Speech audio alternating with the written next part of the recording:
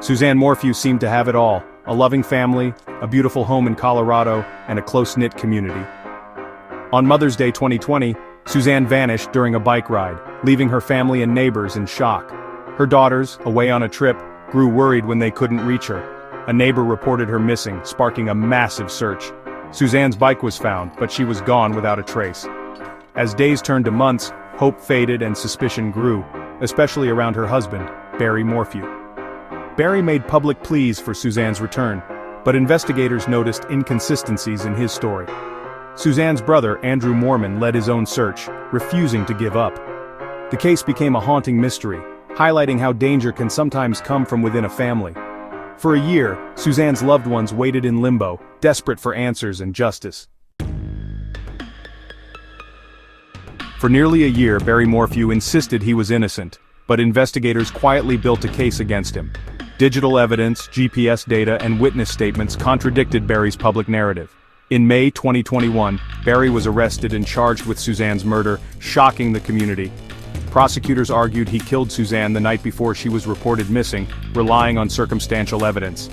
Barry pleaded not guilty, and his defense claimed the case was built on speculation. There was no body, weapon, or clear cause of death. The case was dismissed in 2022, with prosecutors citing the need for more evidence. In September 2023, Suzanne's remains were found in a remote grave, confirming her family's worst fears. With this discovery, murder charges were refiled, and Barry faced a new legal battle. The stage was set for a pivotal bail hearing, reigniting the family's fight for justice.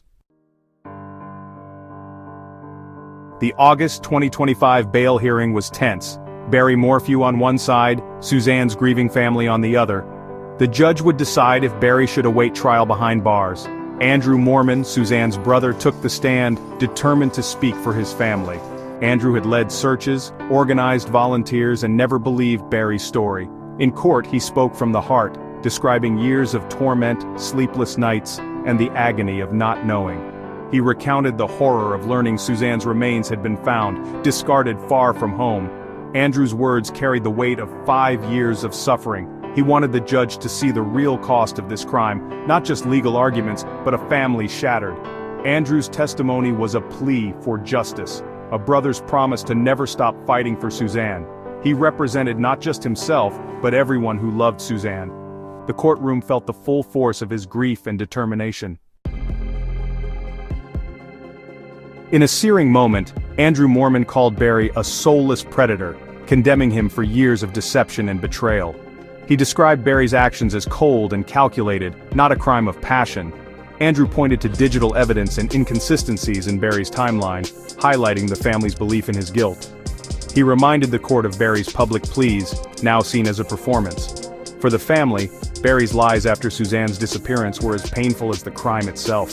Andrew argued that releasing Barry on bail would be a profound injustice, a slap in the face to Suzanne's memory. He insisted Barry was a flight risk and a danger, urging the judge to keep him behind bars. This was more than a legal fight. It was a family's roar of anguish and demand for justice. Andrew ensured Suzanne's voice was heard, loud and clear. The bail hearing was just one chapter in a long, painful journey for Suzanne's family. They now face the emotional toll of a full murder trial, determined to see it through. The case has left a mark on the community and all who followed Suzanne's story. Andrew Mormon's relentless search became a symbol of love and the need for closure. The family's goal is accountability, not revenge, but justice for Suzanne. No verdict can erase their pain, but a conviction would mean her life mattered. As the trial looms, Suzanne's family stands united, determined to honor her memory. Their presence is a testament to their love and their unending quest for justice.